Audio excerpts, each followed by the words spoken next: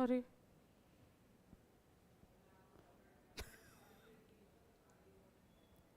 what happened?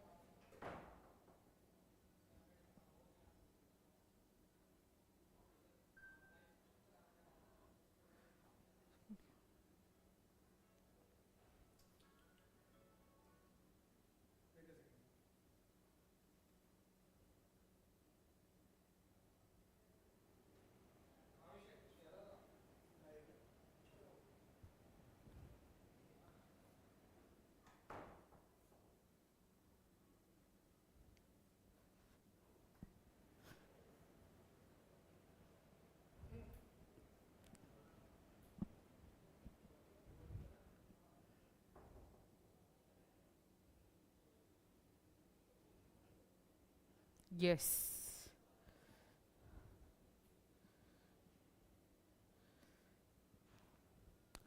Hello, my dear nursing students. I welcome you all to the first session of your probable MCQ discussion session under your plan MSc 5.0.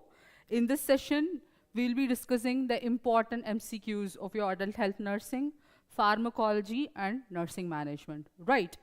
So, like all the students are in live, how is your preparation for your MSc entrance examination is going? Everything is on track? Yes, I hope everything is on track. Let's get into the session. So here is your first MCQ of your adult health nursing. When you have any doubt, you can put in the chat box. Okay. So the first MCQ is analysis of the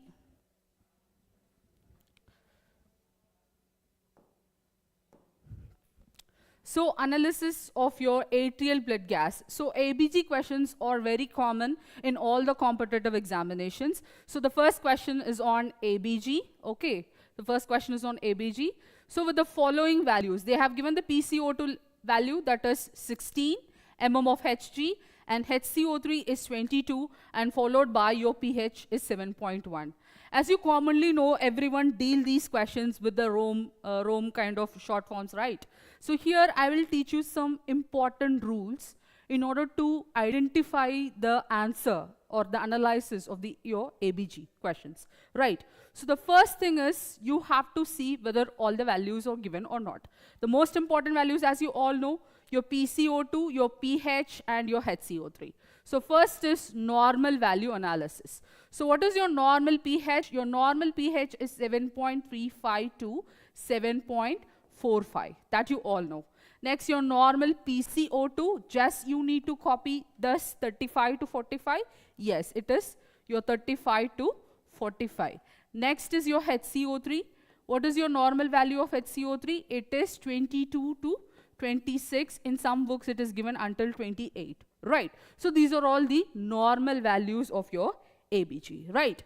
So now, after analyzing the normal values, after coming up with the end to the normal values, now you have to get into the analysis part. Right. So since you people use Rome, from this time you start using this particular technique.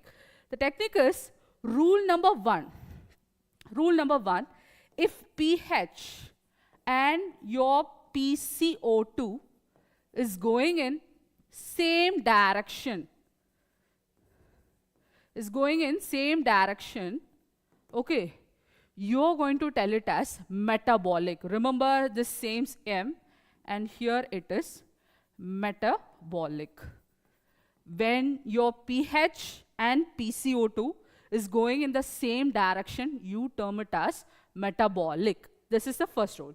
The second thing you have to remember is when the pH and your PCO2 is going in reverse direction. Okay, when it is going in reverse direction, that is termed as your respiratory. Just remember these important two rules. This is the decider rules. As you all know, when your pH and PCO2 is going in same direction, you have to remember it is metabolic.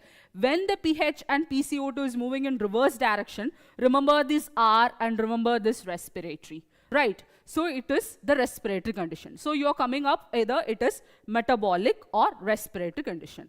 Next is your pH. The next is your pH will decide either it is acidosis or alkalosis. As you all know, when the pH is decreased, it is acidosis.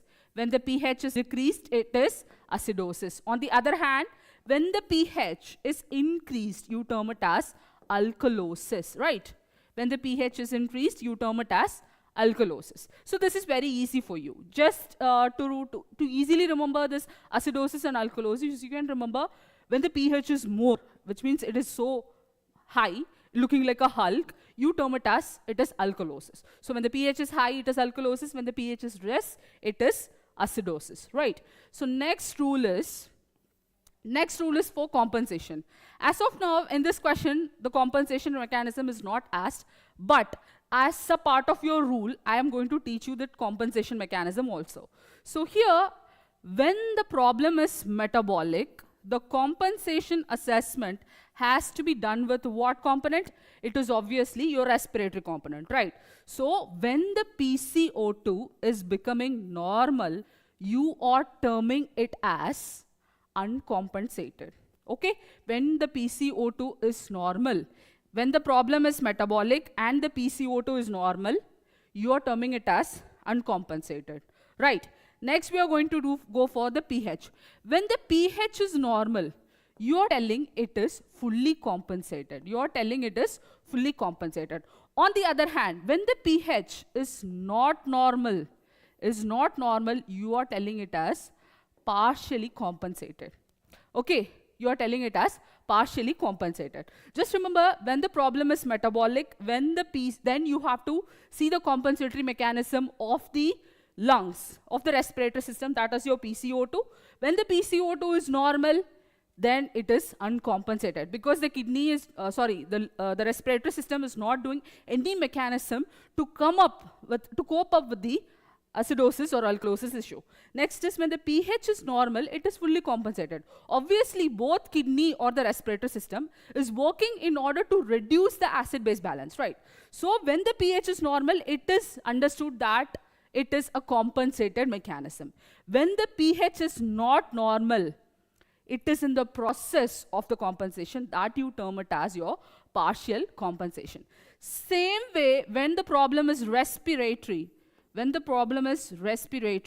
you're going to see the HCO3 values. The same component is applicable here also. HCO3, if it is normal, it is uncompensated. Same component applies for your pH. When the pH is normal, it is fully compensated. When the pH is not normal, it is partially compensated. When the pH is not normal, it is partially compensated. So with the following rules, I hope these rules are understandable for you. With the following rules, we are going to solve this ABG. Let me reinforce the components again so that it will be easily understandable for you. Okay? So first remember, when the pH and PCO2 going in same direction, remember the M in the same, the problem is metabolic, right? When the pH and PCO2 is going in reverse direction, the problem is respiratory, okay? Next rule is your acidosis and alkalosis with the help of your pH. As you all know, when the pH is decreasing, it is acidosis. When the pH is increasing, it is alkalosis, right? Next, we are going to come under your compensatory mechanism. In metabolic, you have to see the PCO2, whereas in respiratory, you have to see the HCO3. When, in case of the problem is metabolic, you're going to watch PCO2. When the PCO2 is normal, you term it as uncompensated, because there is no action is taking place in order to reduce the pH. When the pH is normal, then it is fully compensated. When the pH is not normal, it is partially compensated. Same component is applicable for your respiratory issue also. For respiratory problem, you have to see the HCO3. When the HCO3 is normal, it is uncompensated. When the pH is normal, it is fully compensated. When the pH is not normal, it is partially compensated. So many students are answering it is respiratory alkalosis. So let's solve the MCQ now. Okay. So let me use a different color for you. Yes. So now let me list the levels. First is your pH. The pH level is 7.1, which is decreasing. The pH level is 7.1, which is decreasing. Next is, what is the PCO2 level? The PCO2 level is 16, which is also decreasing. The PCO2 level is 16, which is also decreasing. At last, we have the HCO3 level. The HCO3 level is 22. It is in the normal, which means it is projecting that it is just in the level of the normal, right? So it is just in the level of the normal, right? So as we conclude, when the pH and PCO2 is going in same direction, as I said you, what is the answer here? The problem is metabolic. When the pH and PCO2 is going in same direction, when the pH and PCO2 is going in same direction, as I said you all, the problem is metabolic, right? So first we have analyzed that the problem is metabolic problem. Okay, the problem is metabolic. Next, it is very easy for you to analyze either it is acidosis or alkalosis. Since the pH is reduced, it is acidosis. So what is the answer? What is the answer? The answer is A. That is your metabolic acidosis is the correct answer. Do you people have any doubt? Many people have given the correct answer. Priyanka and Mosumi and Shilpa, everyone has given a correct answer. Very good. Just follow these simple rules in analyzing your ABG. So it will be very easy for you to come up with a conclusion, the best conclusion without any confusions, right? So the next component is, what kind of compensatory mechanism is happening in this ABG? Here, they didn't ask you what is the compensatory mechanism, but we can able to analyze what is the compensatory mechanism which is happening here, right? So do you people have any answer that either it is coming under partially compensated, uncompensated, or fully compensated? Any answers? Any answers? Yes. So now we will go into the same rules. So since the problem is metabolic, okay, since the problem is metabolic, I am going and searching the rules of metabolic, that is your PCO2. So I'm going and seeing the PCO2 level. What about the PCO2 level? The PCO2 level is decreased, so it is uncompensated. Next, like uncompensation is not happening because the PCO2 is not in the normal level. Next is the pH. If the pH is normal, I can come up to the conclusion it is fully compensated. The pH is also not in normal level. As you see here, it is 7.1. At last, when the pH is not normal, we are coming to the conclusion it is partially compensated. Okay. Yes, the answer is partially compensated metabolic acidosis. So what is happening is, like metabolic acidosis problem, like the pH is keep on trying to alter. What particular mechanism will happen in the respiratory system? Why your PCO2 is this much reduced to 16? The body is trying to hyperventilation. Okay, because of excessive hyperventilation, the PCO2 level is reduced. Thereby the pH and your metabolic component is maintained. This is what the mechanism is happening. So the conclusion for your compensation is, it is your partially compensated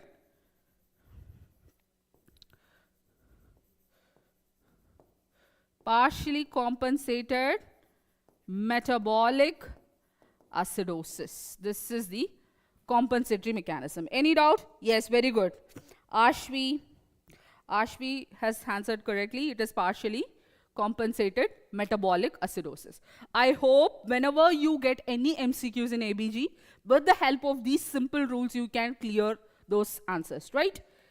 Is it as easy, or you want me to repeat once more? You can tell me that also. Yes. Let us go to the next question. This is all about your ABG. So the next question. So here we go for the next question.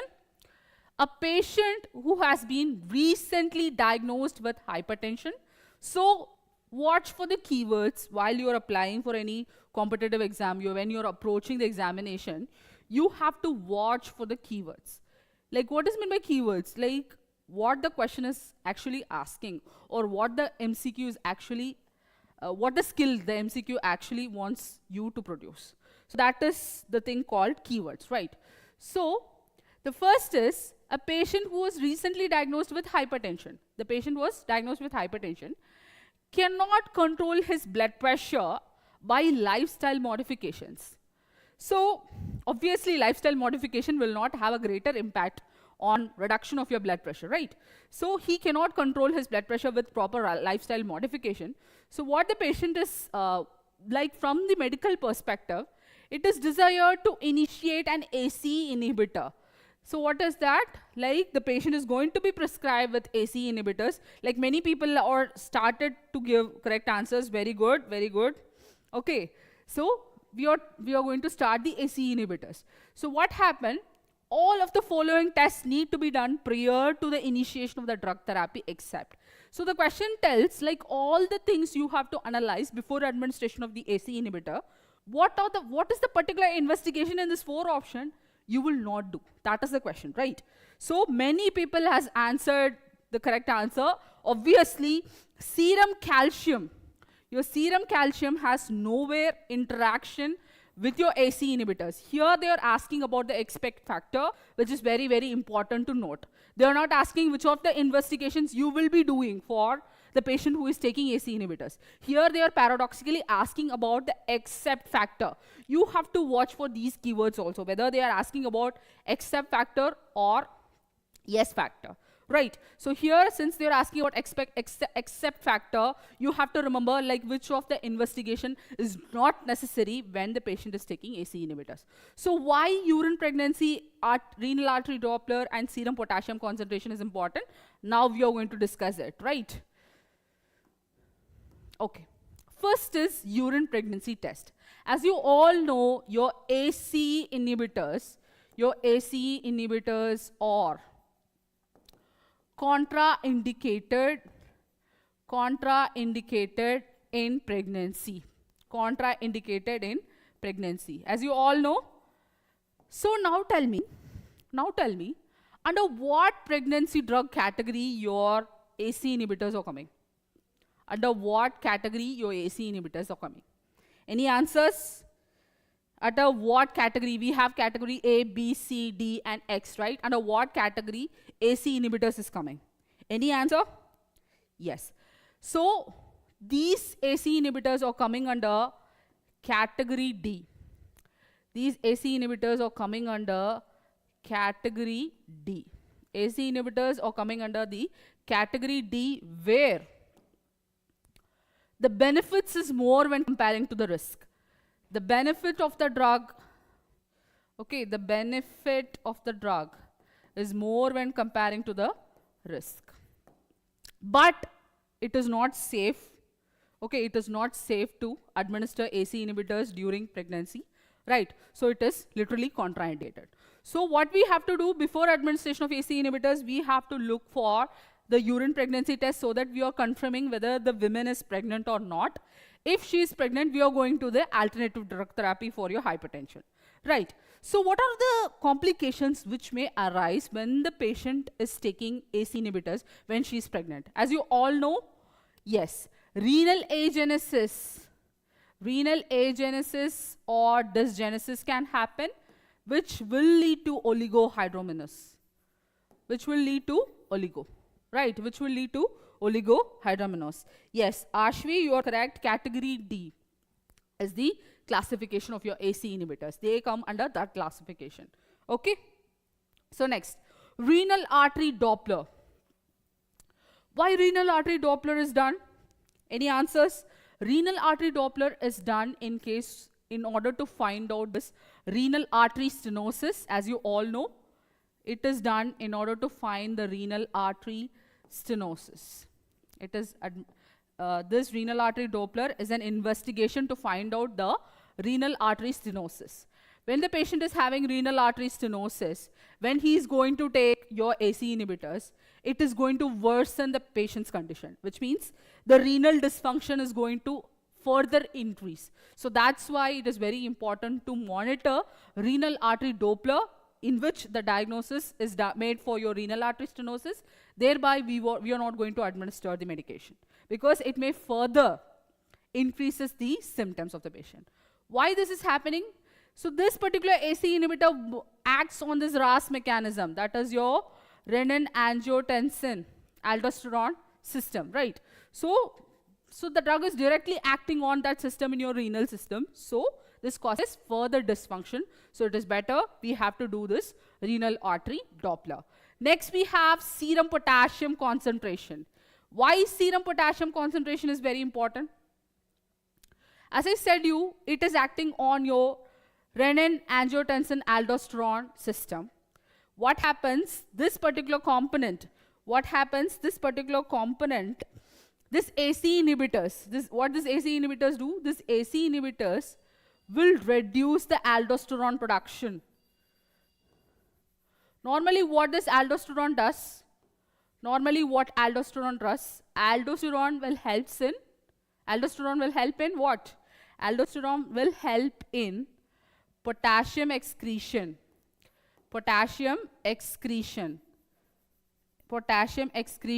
and sodium reabsorption.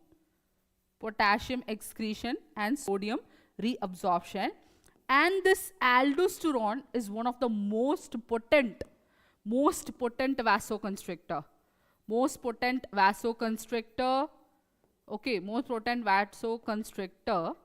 Thereby it increases the blood pressure. So what happened?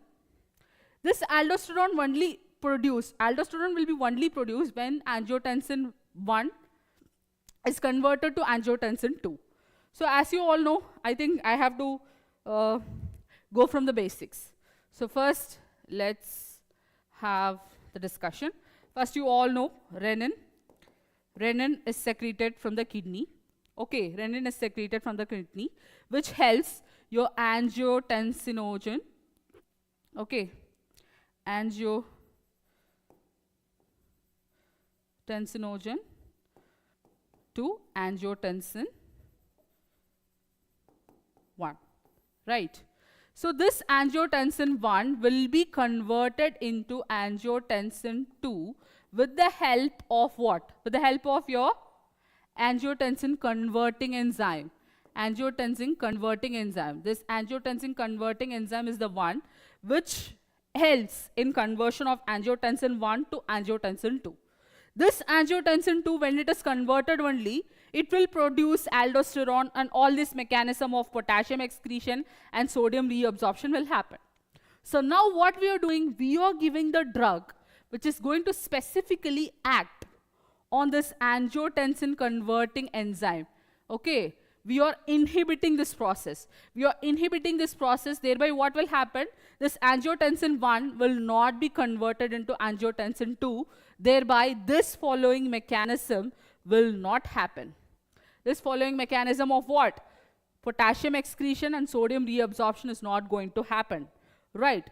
So what happened on the other term, when this aldosterone mechanism is stopped, when we administer AC inhibitors, obviously this potassium excretion will be stopped, which in turn going to increase the potassium in the body, Just remember, when the aldosterone is less, when the aldosterone production is decreased, your potassium will get increased. So the patient who is taking AC inhibitors have the higher risk of hyperkalemia. So it is very important to monitor the potassium concentration. I hope it is clear. Any doubt you have?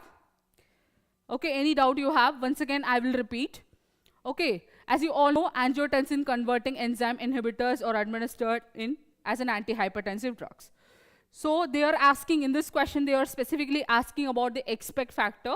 The expect factor is your serum calcium concentration, because serum calcium concentration has nowhere any interaction with your AC inhibitors, right? Nowhere having any interaction with your AC inhibitors.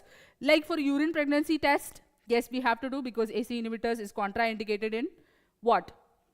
contraindicated in pregnancy, and it also comes under category D drug.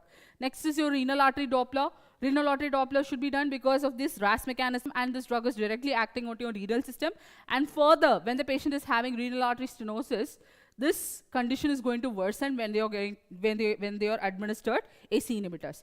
Next is serum potassium concentration. As I said you, this RAS mechanism happening where angiotensin 1 is converted to angiotensin 2 with the help of your enzyme called ACE, that is your angiotensin converting enzyme. So this particular drug is going to act, that is going to inhibit this ACE that is ACE inhibitor. The name of the drug is ACE inhibitor, and it is going to inhibit this angiotensin converting enzyme, which is going to do the action where angiotensin 2 will not at all happen. Okay, will not at all produced. So what happened? The normal mechanism will be suppressed. The normal mechanism, when angiotensin 2 is produced, it causes potassium excretion and sodium reabsorption. So since this aldosterone is not produced, so your potassium excretion is not going to happen. Thereby, the concentration of the potassium in the body is going to increase. Thereby, hyperkalemia is caused when the patient is taking AC inhibitors. So just remember a very, very important point. Whenever there is AC inhibitors, think about your potassium, right? Yes. Shall we go to the next question? I hope this is clear. Yes. Which is the most reliable indicator for the cardiac arrest?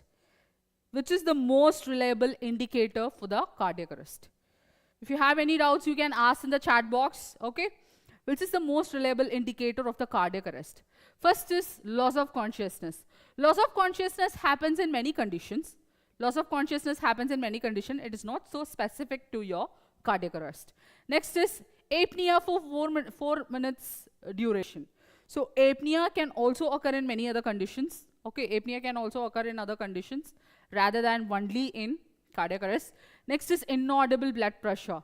Inaudible blood pressure is not a key clinical factor which implies about your cardiac arrest. Obviously, absence of palpable carotid pulse will be your confirmatory component for your cardiac arrest, right?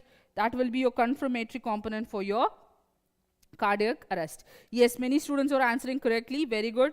Disha and Pramod, Sumeda, Chatterjee, everyone. Very good, very good. So obviously the confirmatory factor, the key indicating factor for cardiac arrest will be your absence of palpable carotid pulse, because this is the most closest artery to the heart and directly impacts on your circulation. The next question. So this is one of the most important question. Okay. So here we are going to see the nurse is assessing his or her patients at the beginning of the shift. Okay. One of the client exhibits the rhythm that displays P wave occurring regularly. P wave occurring regularly. Just noted. P wave occurring regularly. PR interval of 0.20 seconds. Very, very important to highlight. PR interval of 0.20 seconds, and the QRS complex for every P wave. Yes, every P wave should have their respective QRS complexes, and measuring 1.10. So obviously it is also normal, and with the rate of 70 beats per minute, and the T wave is upright. The nurse should document this rhythm as, yes, yes. Disha is answering very good. Yeah, it is a sinus rhythm. Like all the components are clear here. Like it is a sinus rhythm. For example, I would like to dive deep into this MCQ because there are multiple MCQs in this MCQ. For example, as you all know, this is your heart, and you know the conduction system. This is your SA node, and this is your AV node. Next comes your bundle of his. Okay, your left bundle branch and right bundle branch, and your Purkinje fibers, So what happened? The natural pacemaker of the heart is your SA node. SA node is termed as your natural pacemaker of the heart. So from SA node, the impulses will be generated and it will be reaching the AV node. AV node is also present in the midway of the atria, like just above the ventricle, it is present. AV node is the one which makes the impulses to innervate inside the ventricles.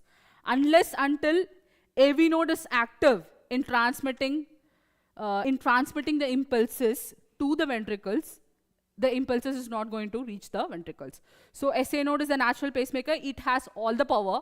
AV node is the one who conducts the impulses from the SA node, and this AV node will be transmitting these impulses into the left bundle branch and then to the Purkinje fibers. Thereby, the impulses is coming from the atrium to the ventricle.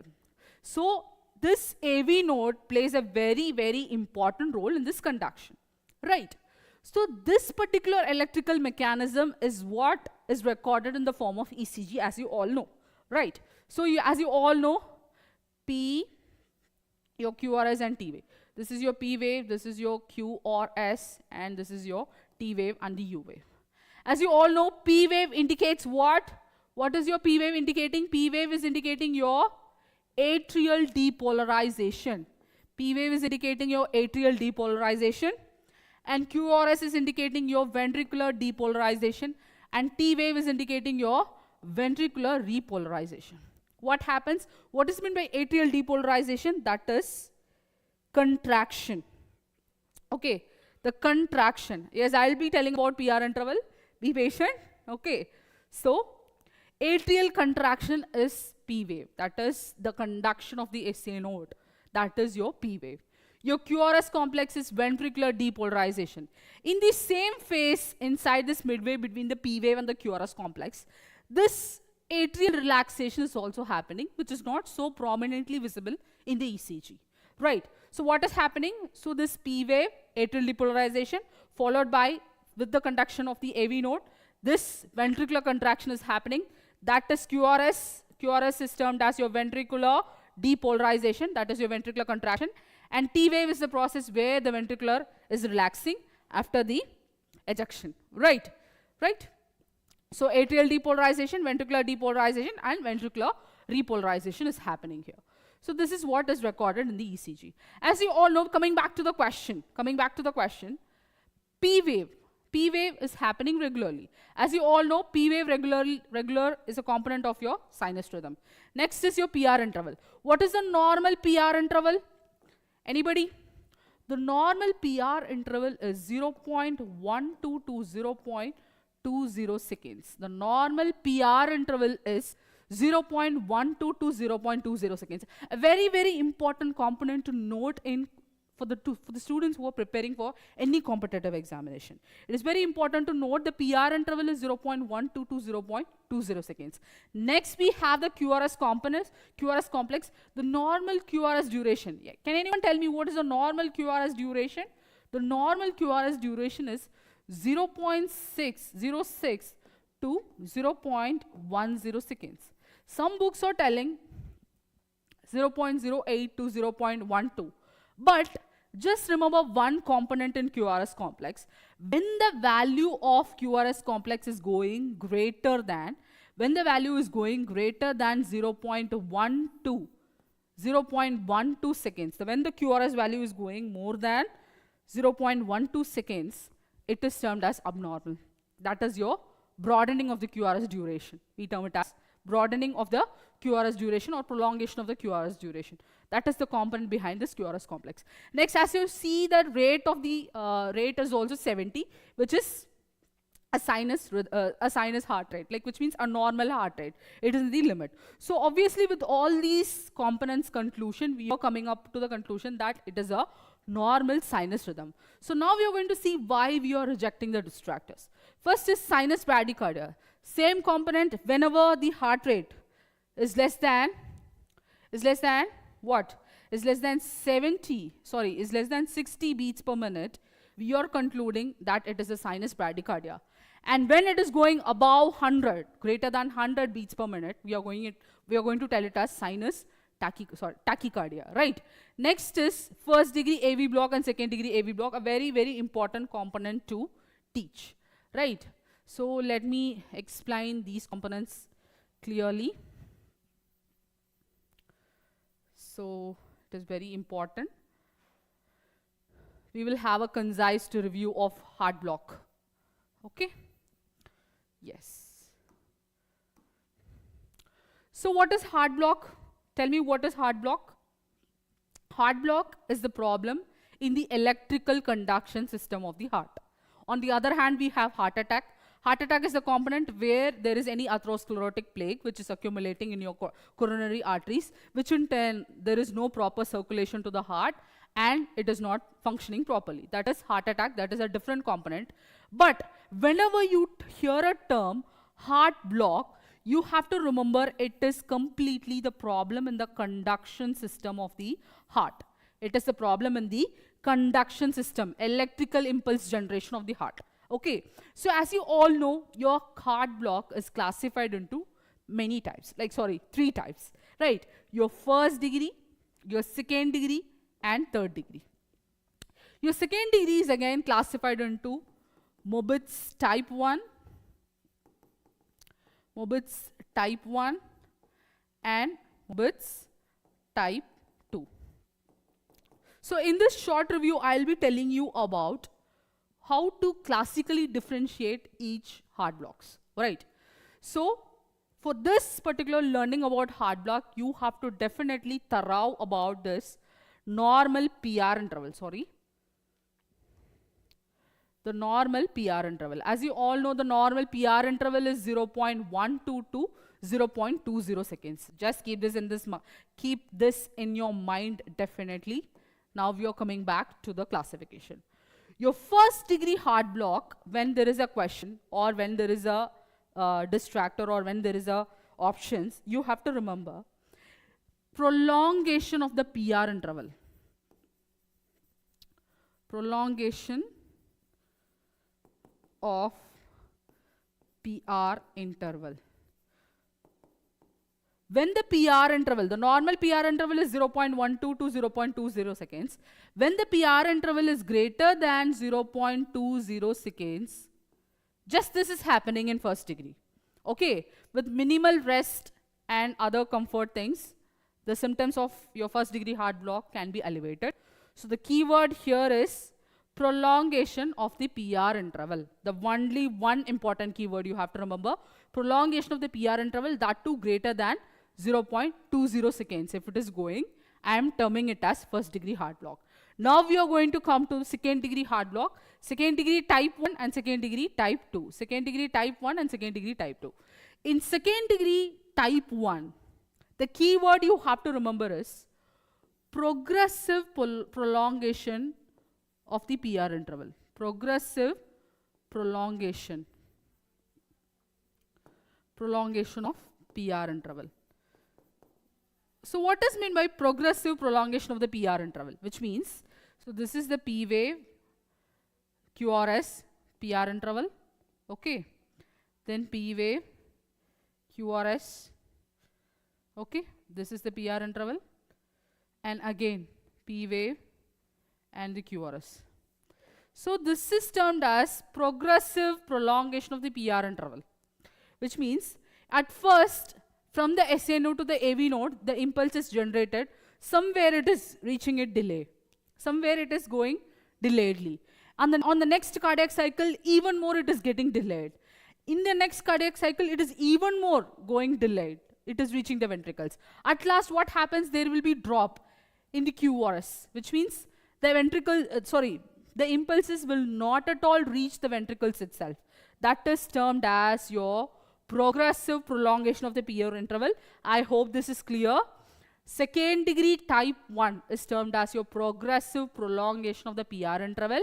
At last, what will happen? There will be drop in the QRS complex, which means SA node is generating impulses and it is sending to AV node. From the AV node, it is delayed and delayedly reaching the ventricles.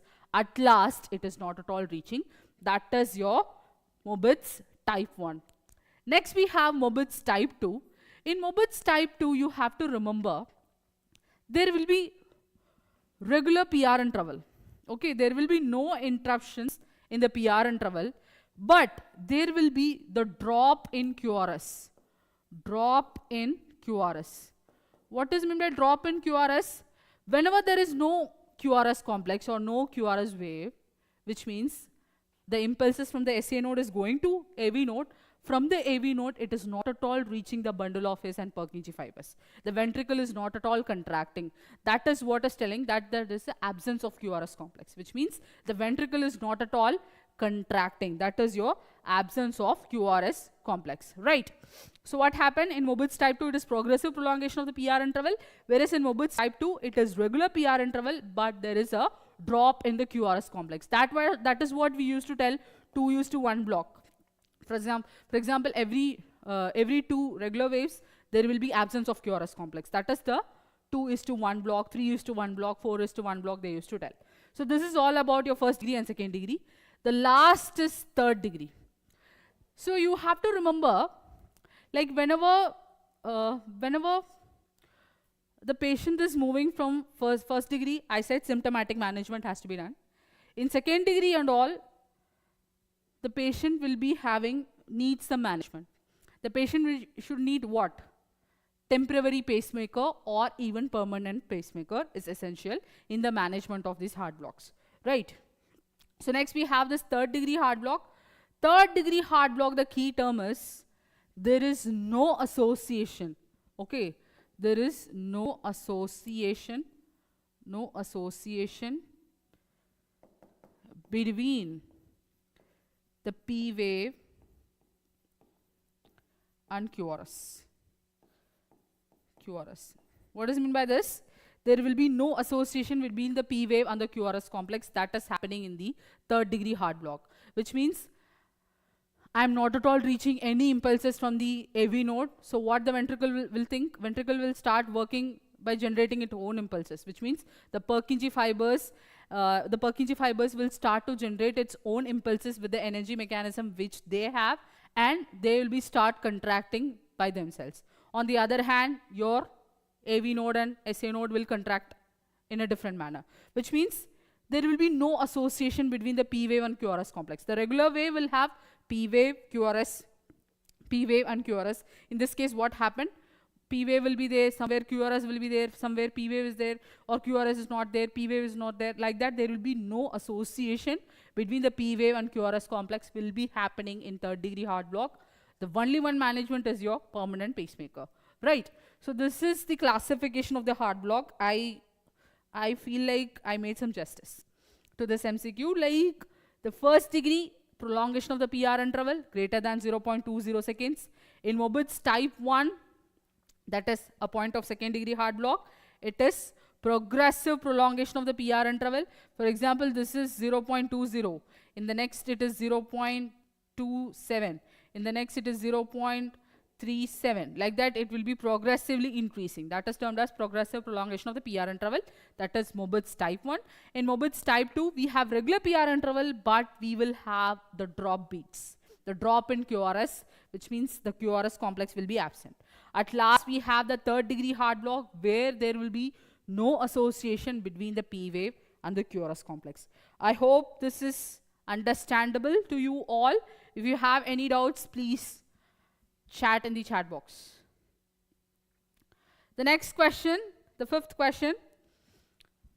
A client is brought to the emergency department after working outdoors. The temperature is 99 degree Fahrenheit. With a heat index of 102, the nurse assesses for which of the following, knowing it is the most indicative sign of heat stroke. So the question is directly talking about what is the sign of heat stroke. As you all know, heat stroke is a medical emergency. Okay, it's a life-threatening medical emergency condition where the patient is exposed more than the core body temperature. The core body temperature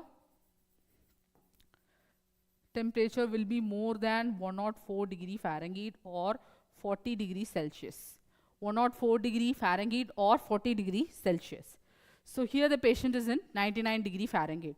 So this is the baseline for your heat exhaustion also, but the question directly talks about heat stroke, right? So it is very important to note what are the signs you can see in heat stroke. So as I said, it is a medical emergency, life-threatening condition. Manish is answering C. Okay, let's see. So the patient is telling it is, the question is telling it is heat stroke, right? So as I said, it is a life-threatening condition. okay, where the patient is exposed to extreme temperature. So the first and foremost thing which happens in the human body is your altered mental status, okay? Altered mental status. Sorry, this color is not visible that much. Okay, the patient will be having altered mental status. Altered mental status. Okay, so first and foremost signs of your heat stroke is altered mental status, because the body will be having severe vasoconstriction, thereby there will be reduced blood supply to the brain, thereby it causes all the mental alteration symptoms. The first and foremost symptoms we can see in patients with heat stroke is agitation and confusion rather than other symptoms. As I said you, the CNS symptoms will be more because of the vasoconstriction.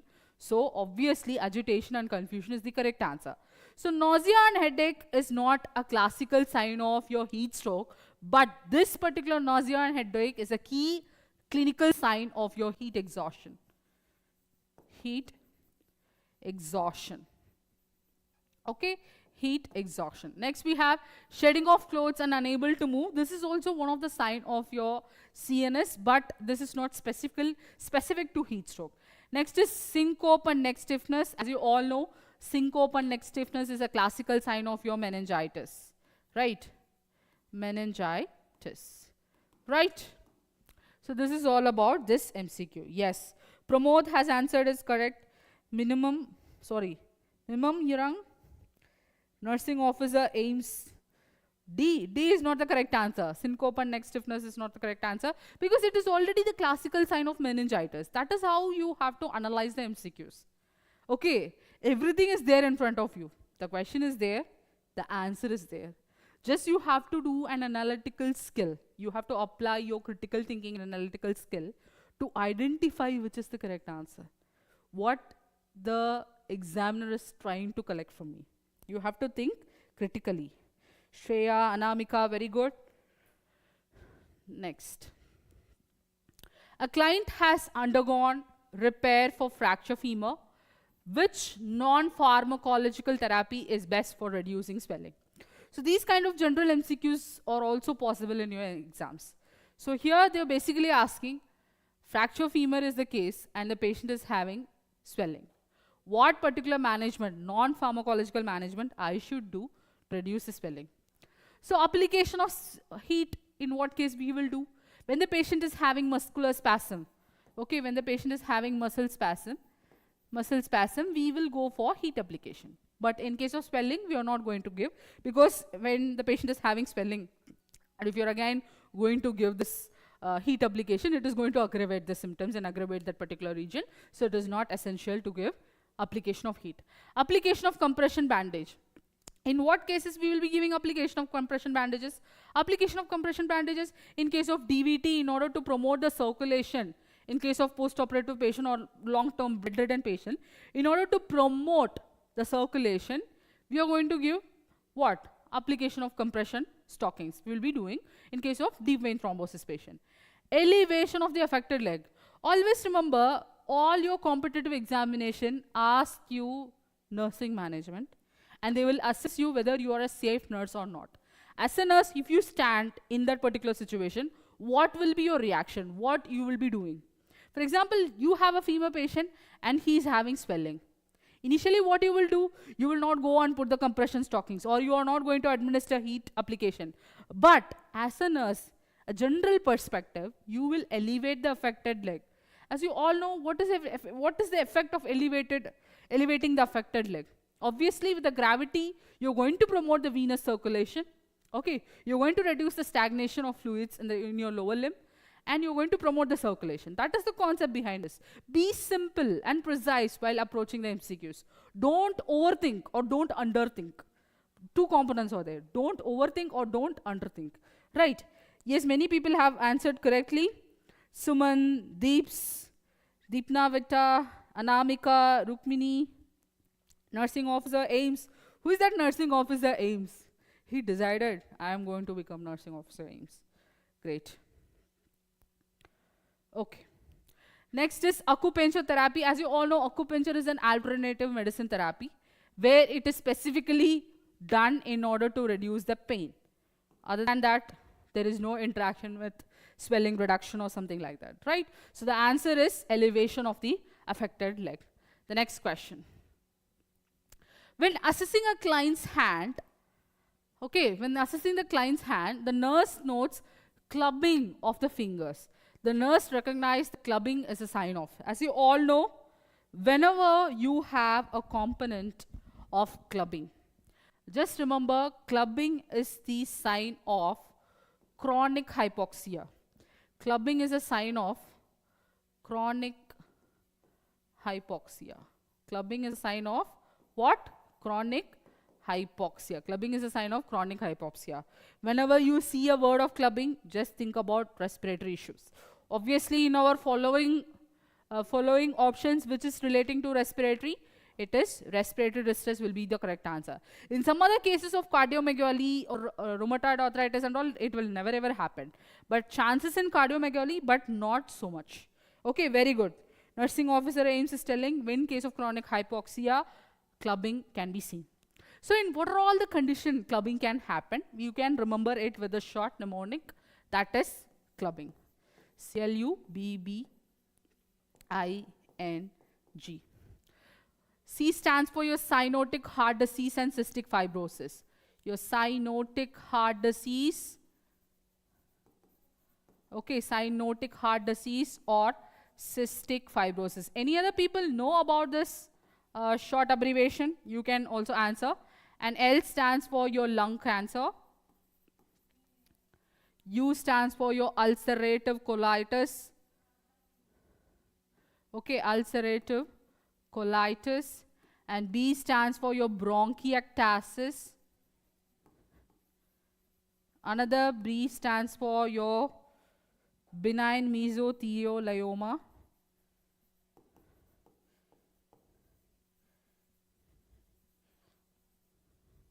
And I stands for idiopathic lung diseases. N stands for your neurological tumor.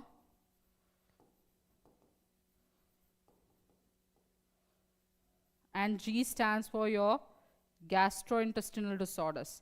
In this case also, clubbing can happen. But most commonly, it happens because of your chronic hypoxia. So just remember clubbing, cyanotic heart disease and cystic fibrosis in case of lung cancer. U stands for ulcerative colitis. B stands for bronchiectasis. Another B stands for your benign mesothelioma. And I stands for your idiopathic lung diseases. N stands for neurological tumors. And G stands for gastrointestinal disorders. So the correct answer is respiratory distress. Next. 76-year-old man is brought to the clinic with a history of confusion and fall. So, they are directly giving confusion and fall. What they are trying to tell? They are trying to tell about the neurological symptoms, right? The patient is having some clear आवाज नहीं आ रहा है. अभी तो ठीक है? Is it audible now? Is it audible now? Sandesh, is it audible now, dear? Okay, right. So 76 years old man is brought to the clinic with a history of confusion and fall. So the patient is having confusion and fall. What does it mean?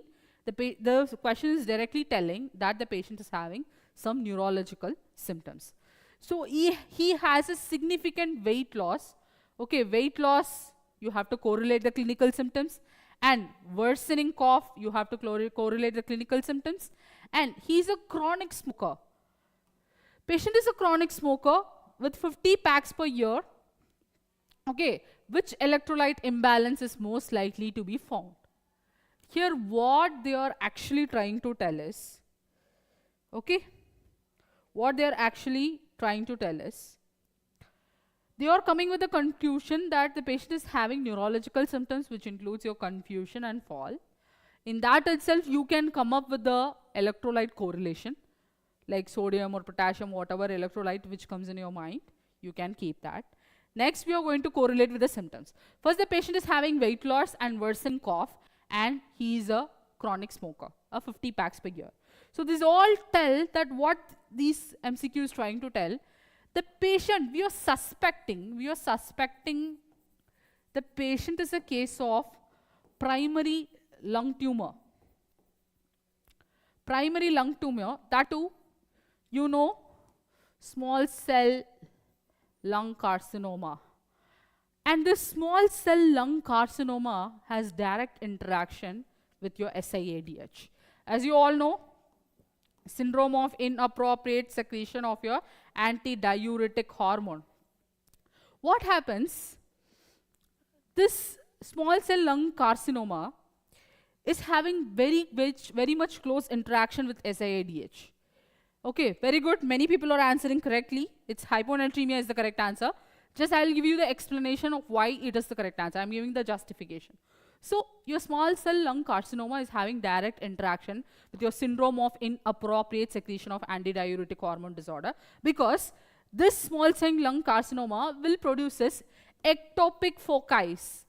Okay, ectopic foci of ADH producing cells, thereby it allows to produce more ADH. Okay, more ADH. What is the effect of excessive antidiuretic hormone? What is the effect of excessive antidiuretic hormone? Very good. It is dilutional hyponatremia. What is meant by dilutional hyponatremia? Excessive water retention in the body. Okay.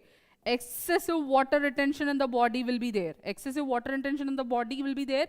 Thereby, like produced, like diluted, like excessive water retention in the body, which in turn leads to diluted sodium, which is termed as your dilutional hyponatremia. And on the other hand, as you all know, this particular condition, which electrolyte imbalance is going to happen? Obviously, the correct answer is hyponatremia. So what about the serum osmolarity? The serum osmolarity is going to, what happened to the serum osmolarity? The serum osmolarity is going to decrease, and the urine osmolarity is going to increase.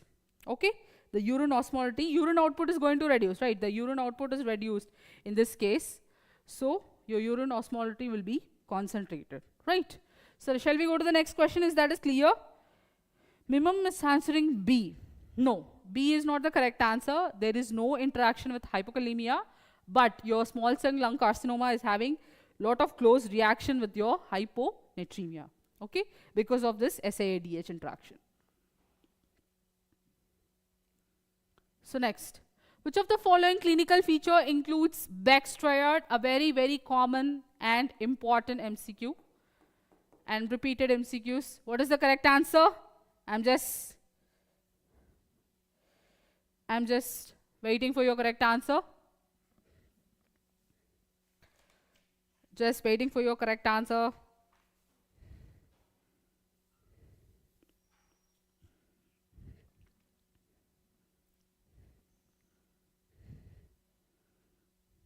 Yes, obviously Beck's triad, as you all know, hypotension, muffled heart sounds, and prominent neck whine. Why hypotension? As you all know, what is cardiac tamponade? Cardiac tamponade is excessive fluid accumulation in your pericardial sac. Very good. B is the correct answer. Very good. So, as you all know, hypotension happens because of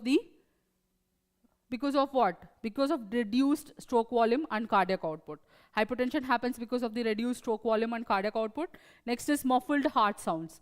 Since the pericardial sac is completely filled with fluid, the audibility, okay, the audibleness of your heart sound is dampened. That is termed as your muffled heart sound. Okay, it is muffled heart sound. Next is prominent neck whine. Since the circulation is not taking properly, okay, the heart is not getting proper venous return. This in turn causes prominent neck whine, or in other term, raised JVP. Okay, jugular venous distension. Sorry, JVD, that is your jugular venous distension, is the other term which is used to tell. Okay, next we will go to the next question. A 48 years old male admitted at the general medicine IP ward with a history of headache, dizziness and weight gain. So clinical question, headache, dizziness and weight gain. On clinical examination, his random blood sugar was 282 mg per dl. The patient is hyperglycemic and he was diagnosed to have metabolic syndrome. Metabolic syndrome, as you all know, it is a close interaction with the patient with chronic diabetes mellitus or severe obesity, or the cases where the patient will get metabolic syndrome, or otherwise known as syndrome X. Syndrome X, that is your metabolic syndrome. So in metabolic syndrome, they are asking all of the following can be expected in this patient except. So they are asking what are all the clinical features. So specifically they are asking about what are the lab features which are seen in metabolic syndrome except factor. They are asking about except factor. First is increased triglycerides. Obviously the increased triglycerides is seen in metabolic syndrome. Okay, that is more than 150 milligram per dl. Okay, more than 150 milligram per dl is seen in your what? Metabolic syndrome. Increased LDL. Your LDL, what about your LDL? LDL is increased or decreased? Obviously, LDL is the bad cholesterol. It is also going to increase. Like both your triglycerides, your like your very low density lipoprotein, your LDL, everything is going to increase only in case of your metabolic syndrome.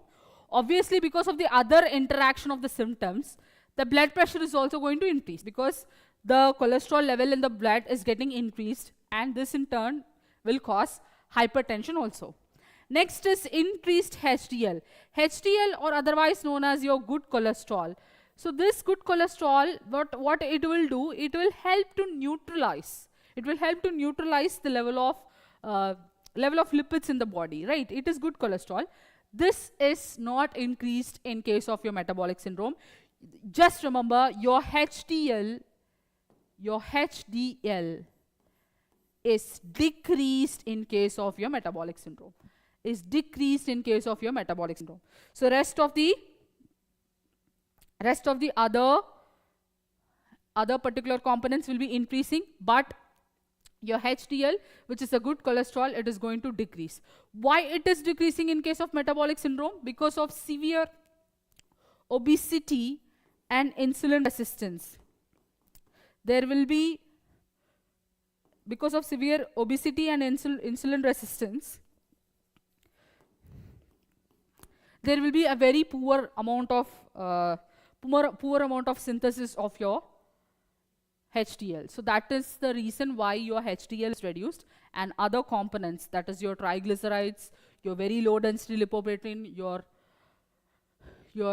LDL, everything is increasing rather than your HDL, right? Bad cholesterol is increased, good cholesterol is decreased. Yes, obviously, in case of the syndrome X, you have to remember this. Why syndrome X is happening? Syndrome X is happening because of the excessive obesity. And we also have some of the classical features. These are the classical features in lab investigation. Other thing is abdominal obesity is one of the classical feature of your metabolic X syndrome. Okay? So we will go to the next question. So next, such a boring subject, nursing management, but we'll make it interesting, okay? Next we have pharmacology questions also, okay? Next. So assignment of any authority from the manager to the subordinates to carry out specific activity is known as, which means the manager is going to assign the task to some person. You have to do this so and so. So what is the name of that particular component? Yes, any answers? A very, very easy and basic question. Obviously, giving or assigning the task from the managerial level is termed as delegation. Delegation is the process where, very good, nursing officer is definitely going to get selected this time in NORCET 8, right? Ashna, Deeps, everyone, very good, very good, very good. Very good, very good. So delegation is the correct answer. Like assignment of any kind of task based upon the competency of that particular employee is termed as delegation. What is meant by centralization?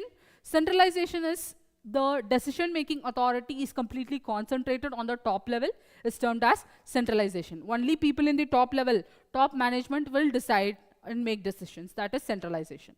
Next is staffing. Staffing is not only process of recruiting some people, it is the process where I recruit some people, I train them to be a better professionals, and I also retain them in my organization for a long period of time. I'm just recruiting, I'm not giving proper remuneration or not giving a good professional development in my organization. What they will do, what they will try to do, they will just leave the job. There is no personal and professional development. I don't want to be in this company. Bye-bye. Like that they will tell. So, staffing is the process, not only recruiting, you are retaining the employee, you are training the employee to be the better professional, everything coming under your staffing. Delegation, as we discussed earlier, coordination is coordinating. Coordination is the process where you coordinate the man, money, and material properly within the organization, which means everyone is coordinated with everyone in the organization. For example, when some circular or information or decision is made, it should be properly following the scalar chain, like from one level to the another level. It should be coordinated at each level. At the end of the day, in an organization, the lowest level person who is working for the organization is also working on the same goal of the organization, right? So that is the component between coordination. Even if I do a small work in my company, that small work I am contributing to achieve the goal of my company. That is the component behind coordination. Everything, every task inside the company is inter-coordinated with one another in order to achieve the organizational goal, that is coordination. So next question. So period of practical experience and training in clinical nursing supervised by an expert in a particular field is known as. So what is meant by this? Like whenever you get an guidance from the expert in that particular field, like for example, I am the expertise in the field of IPR, that is intellectual property rights, because I have done a patent. So I know how to proceed with the property rights, right? How to invent a medical product. I'm a nurse researcher. So I'm expert in that particular field. When you get a guidance from the expert in that particular field, that is the keyword you have to remember. The expert in the particular field, it is termed as preceptorship. When you are getting trained from the expert of that particular field, that is termed as preceptorship. What is meant by mentorship? Mentorship is a complete guidance from personal to professional and educational in all the aspects you are innovating. That is termed as mentorship. Peer group support, learning from your peer group. Okay, learning from the other thing. Yes, everyone is making mistake that it is mentorship. Mentorship happens in all kind of aspects, but preceptorship is something known as expert-led. When you are learning something from the expert in that particular field, okay, who is making you to do advanced skills, practice advanced skills, that is termed as preceptorship. Don't make mistake. This is the repeated MCQ of your ESIC. How many of you answered mentorship? The answer is preceptorship. When you are getting guidance from the expert in that particular field, that is termed as preceptorship. So mentorship is what? Mentorship is developmental guidance, personal guidance, everything. Like the person will be there with you in guiding in overall throughout the process, that is termed as mentorship. Next is peer group support. You are learning from your colleagues. That is termed as peer group support. Huh? Mentor bhi to expert hai, but mentor is also an expert, but preceptorship is kindly. For example, to better understand, I'll tell you. As you all know, we have another course that is termed as Nurse Practitioner in Critical Care. MSc Nurse Practitioner in Critical Care. You know about that, Vishy Veins.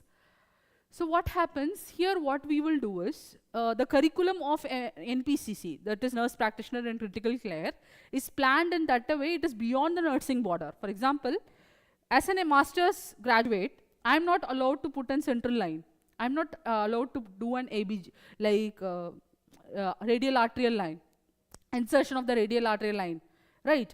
But The curriculum of your NPCC, that is your nurse practitioner in critical care, is expecting us to do these procedures. But when I myself is not competent in performing that procedure, how can I teach that to my students? So what we will do in our colleges, we will be assigning that particular students with a medical preceptor who is expert in doing those clinical skills. He will be guiding and he will be teaching the NPCC student to perform that critical procedures. So that particular concept itself, we call those medical professionals who guide our nursing students as preceptors, right? So this will be the good example which makes sense for your understanding, right? So preceptorship is like learning from the expert in that particular field. Next is self-reflection, is how you analyze things, how you want to learn things in your own way. That is termed as self-reflection. You are confused between preceptorships and mentorship. See, preceptorship, just you have to see the keywords in the question. When they are exclusively asking that he is an expert in that particular field, he's well versed, he's specifically trained in that particular field, then you have to go for preceptorship. Mentorship is happening everywhere, like now and then it will be happening. For example, I'm your mentor, I'll be in all the process. But if you talk about specific skill, if I am expert in that specific skill, it is not like that. I should get trained in that specific skill so that I can guide you specifically for that procedure. That is termed as preceptorships. I am so specific, that's preceptor, and general, that is mentorship. Okay, so that is the concept behind this. So everyone, all the other students went to the next question. The highest level of growth needs as per Maslow's hierarchy, one of the most important question again, it is your self-actualization. So this is the quick review of your Maslow's hierarchy. Physiological needs, safety needs, love and belongings, esteem, and self-actualization is the topmost need. Very good. The type of evaluation that compares the student performance with others in the same group. A very, very important question. The type of evaluation which compares the student's performance with others in the same group is referred to as. For example, there is 100 students in my class, okay, 100 students in my class. I am going to fix that who is the first mark. Based upon the first mark, I am going to decide the pass percentage of the other students. I'm not deciding this is the pass percentage. For example, normally for 100, if you get 35, you are pass. Okay, but here in case of this, the case which is given in the question, I'm not giving if you're getting, 35. Okay, here I'm not telling if the student is getting 35, he is not pass. Whichever the student among the 100 who is getting the first mark, okay, who is getting the first mark, based upon that, I'm going to decide the pass percentage, which is happening in your Ames-Norset. Okay, Ames-Norset will give 100 percentile. Like based upon the first student's rank, first student's scoring system, the other's rank will be altered, right? It is not for the full mark. Based upon the students who is performing inside the exam, the rank is altered. So that is termed as norm referencing. When the student's performance inside the classroom is compared, that is termed as norm referencing. Okay, that is norm-based referencing. When the performance is compared with the students who is performing, who is taking up the same test. Example is your Ames-Norset. Whomever is getting the first rank, based upon that rank only, who is going to get inside the exam, get inside the Ames, or who is going to put out, that is decided, right? So that is termed as your norm referencing. Criterion references, for example, among the students of 100, whichever the student is scoring 35 marks out of 100, they are pass. Whomever is not scoring, scoring below 35, they are fail. That I am terming that as criterion reference. I will preset the criteria. In Norset, they are not presetting any criteria. The first student, R1, what rank he is getting, how many answers he is correctly answering, that will be the decider, right? It is based on the paper also. So that will be the decider. That is termed as norm referencing. Whereas criterion is, if Norset is telling People who are taking more than 96 percentile or selected. It's not possible. So that is termed as criterion differencing. Next is formative, as you all know. Formative is now and then I'm conducting test. For example, in your plan MSc, we have all the tests like practice test, special test, everything which is happening periodically. When you are taking up that test, that is formative. Summative test is when I'm conducting a mega mock test, mega AIMS mock test, just before your examination. That is termed as your summative test. Formative test here and there, every weekly, every monthly I conduct test. Summative test is like your university exam. Okay, so that is summative test, summative evaluation. I hope this is clear. So the next question, pharmacology questions. Which of the following drug is classified as category X and indicating that it is absolutely contraindicated in pregnancy due to the risk of outweighing any potential benefits? Okay, so anyone have answer for this question? So first, to approach this question, first we have to learn about pregnancy category drugs. So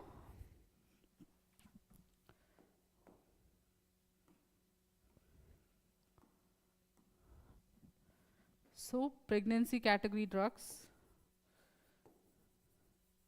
So we have category A, B and C. Category A is having very less risk, very safe. B, when comparing to C, it is very safe. And C we have. Other category is category D and other category is category X. So D is where? I said you AC inhibitors is coming under category D and another drug which is coming under your category D is your valproate. Okay, example, valproate. Why category D? Category D drugs have benefits more when comparing to risk. They have more benefits when comparing to risk. Whereas category X drugs, as you all know, X are always clingy, right? X are always clingy. So X means the risk is more when comparing to benefit, as you all know. Okay. You know what is the risk and what is the benefit of your X, right? Here what is happening in category X, these drugs are absolutely contraindicated, which should not be administered because the risk is higher than the benefit.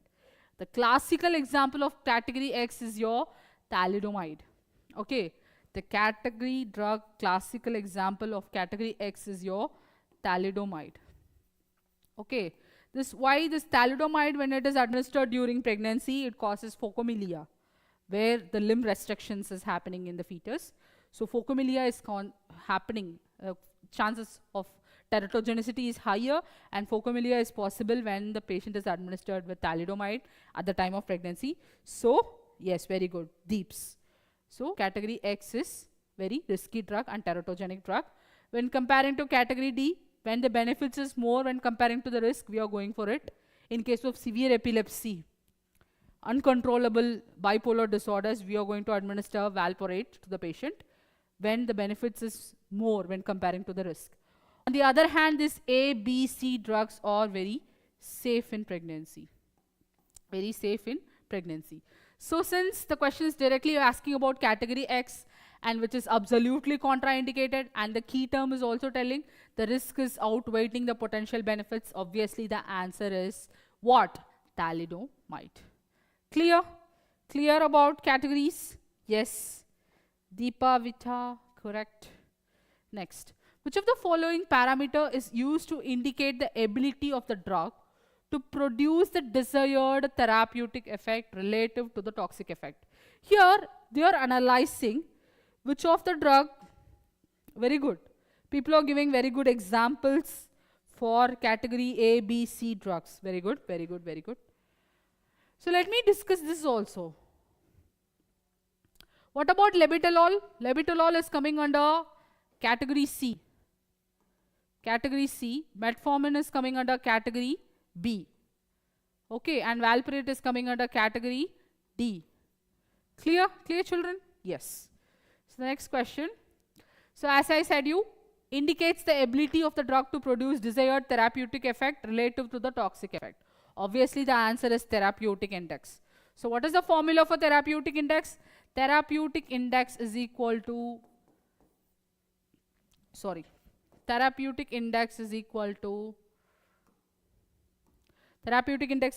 to toxic dose 50 divided by effective dose 50. Median of toxic dose and median of effective dose, which means toxic dose is in 50% of the population, when the drug dosage is, this particular drug dosage is administered, this is causing negative effect, which means toxic effect. In 50% of the population, when this drug is administered in this particular dosage, it is creating the prescribed effect that is termed as effective dose. So therapeutic index is the component where it analyzes the safety margin of the drug. The safety margin of the drug is analyzed with this therapeutic index, that is relation to the toxic effect and the therapeutic effect, right? Toxic effect and the therapeutic effect, that is the toxic dose and effective dose. So next is bioavailability. Bioavailability, what is meant by bioavailability? The fraction of drug, unchanged drug absorption into the systemic circulation, surpassing your first pass metabolism and all, that is termed as bioavailability. Fraction of drug that is completely absorbed in the systemic circulation without any delay is termed as your what? Bioavailability. So which particular route has 100% bioavailability? Obviously it is your intravenous route. Which particular route is having 100% bioavailability? Obviously it is your intravenous route. What is meant by potency? The amount of drug produces its particular effect with respect to the dose, that is termed as potency. On the other hand, efficacy, the amount of drug produce its effect irrespective to the dose is termed as efficacy, right? So this is all about this question. Let's go to the next question. So which of the following is the most potent, okay, most potent and longest acting statin? Yes, I'm waiting for the answer. Which of the following drug is the most potent and longest acting statins among these four options?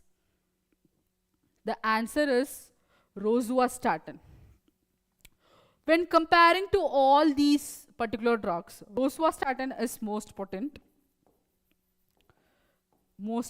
as well as it is the longest acting. It has the shelf life of 19 hours. Okay, 19 hours the drug effect will be there. Okay, okay, this is the most potent drug, okay, most potent and longest acting drug. For example, there is another drug which is most potent than rosuvastatin, that is first drug which is most potent, that is your pitavastatin. Pitavastatin is the most drug when more than rosuvastatin. Okay, more than, sorry.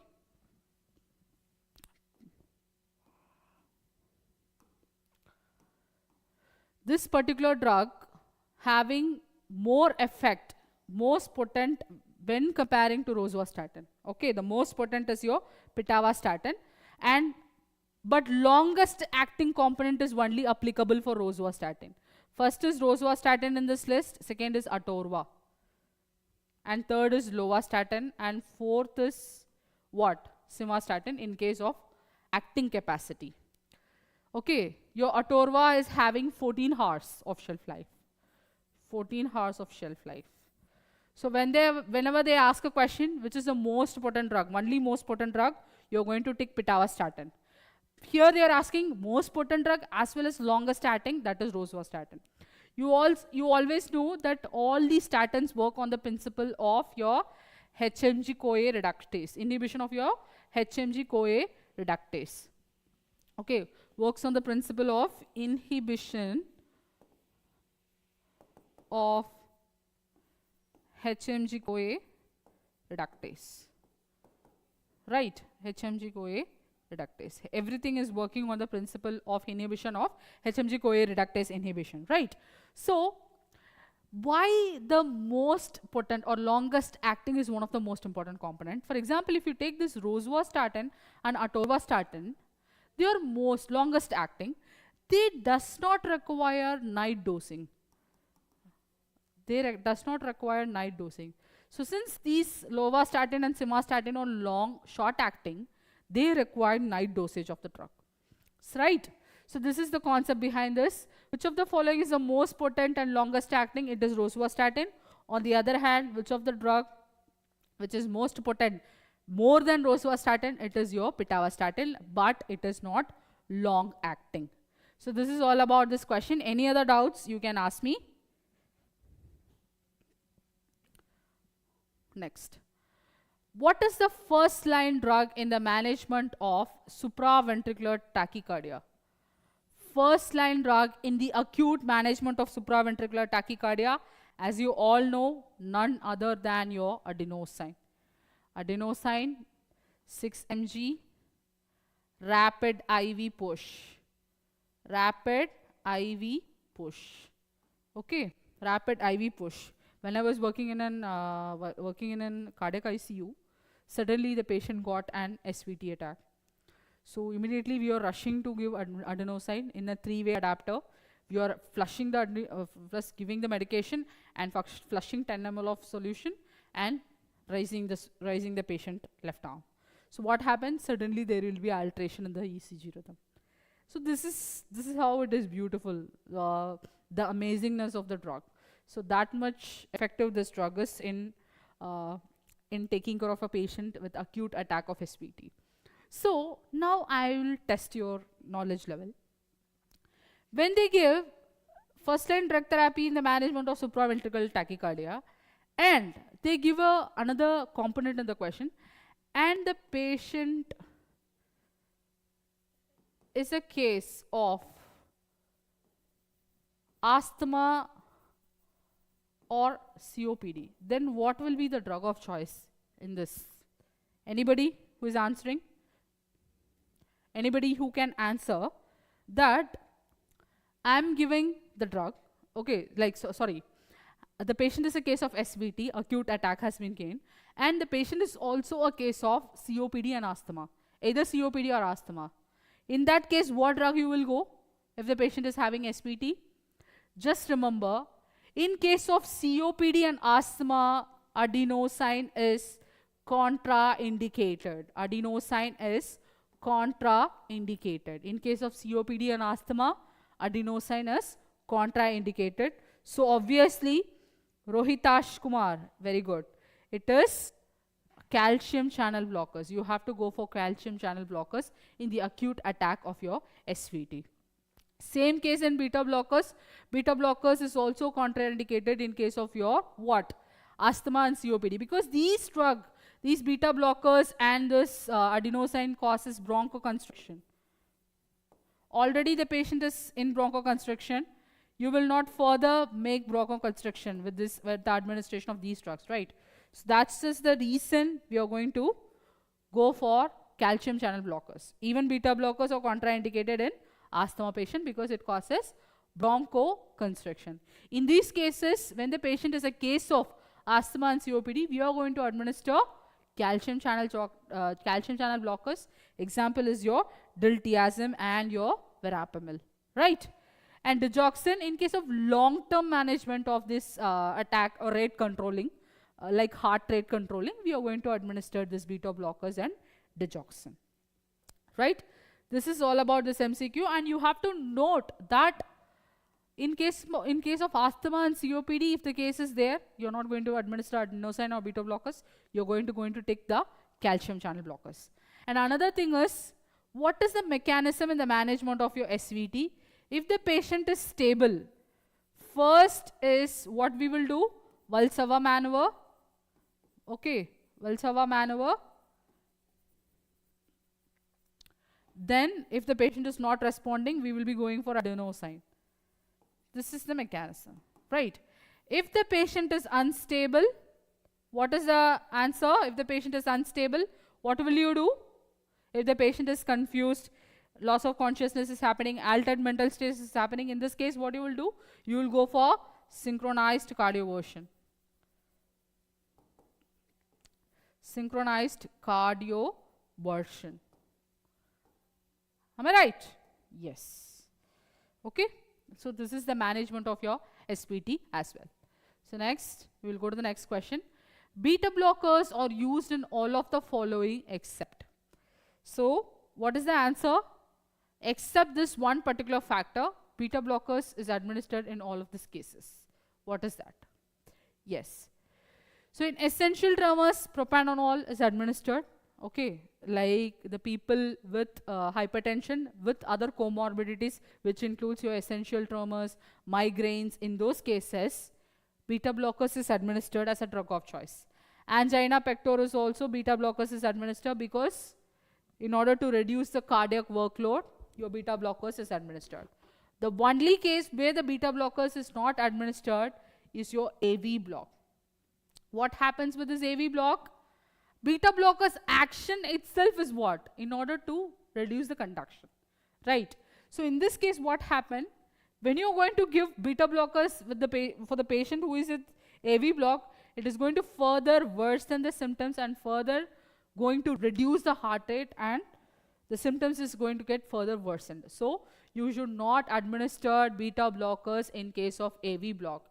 AV block, what is the mechanism which is happening in AV block? There will be reduce in blood pressure and reduce in heart rate. So the ultimate action of beta blocker is what? To reduce the heart rate. So already the heart rate is reduced. The ultimate aim in the management of AV block is to increase the heart rate, to maintain the cardiac output. When you administer beta blocker, it is going to further reduce the heart rate, right? So you are not going to administer beta blockers in case of AV block. Whether this essential tremors, angina pectoris and migraine prophylaxis, we are administering beta blockers in the management. Yes, Mausmi Dali, you're correct. Okay. So the last question, which medication is the drug of choice for treating HSV encephalitis? The question is not talking about HSV, it is talking about HSV encephalitis. So what is the answer? HSV encephalitis, your answer is IV acyclovir. IV acyclovir is the drug of choice when the patient is a case of HSV encephalitis. Whereas your oral valacyclovir or oral acyclovir, these are given in HSV and varicella zoster virus. Okay, these are antiviral drugs. Both the drugs, oral valacyclovir and acyclovir, is given in the management or the drug of choice for your herpes simplex virus as well as your varicella zoster. Whereas when the patient is a case of HSV encephalitis, the patient will be administered with the drug of choice of IV acyclovir. The another component in the nursing point of view, you have to remember in IV acyclovir, what is the side effect of IV acyclovir? Just tell me. The side effect of IV acyclovir is crystalluria. Crystalluria, right? This crystalluria where the formation of crystals in the urine can happen, right? Crystalluria is the side effect of your IV acyclovir, right? So one of the most important nursing implication is maintaining hydration. Okay, as a nurse you have to maintain the hydration of the patient.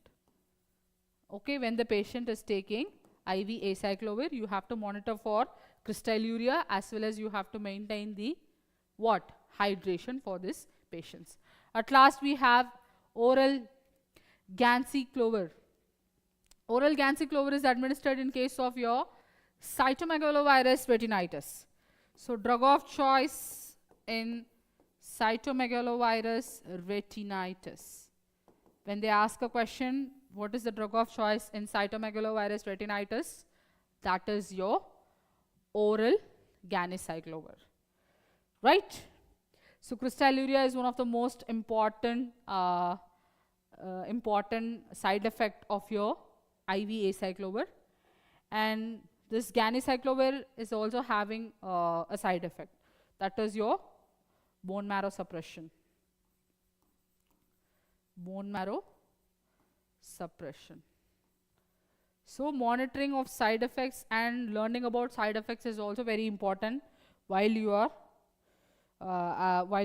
studying for competitive examination. Okay. So let me, if it is confusing, I'll be telling you once again.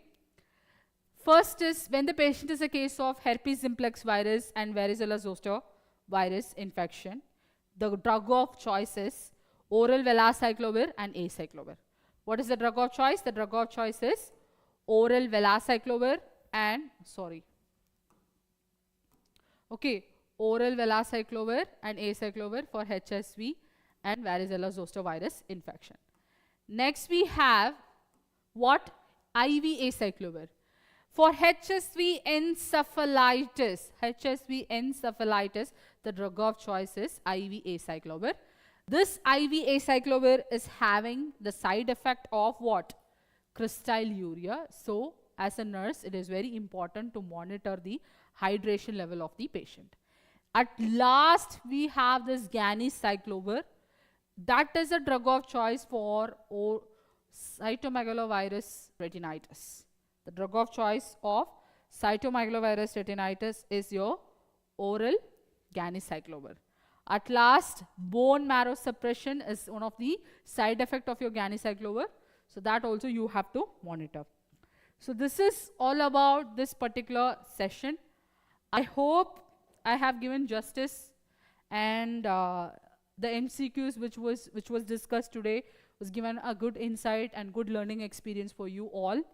And thank you so much, and the session was really interactive. A lot of students were being on the track and completely chit-chatting with me. Very good. Maintain this N2 until other sessions. Right. And this is my Instagram page. When you have any scientific queries, you can contact me directly. You can put a message, you can DM me, and I'll be replying to you people as soon as possible with all the queries resolved. And thank you so much for watching. All the best and happy learning for your examination.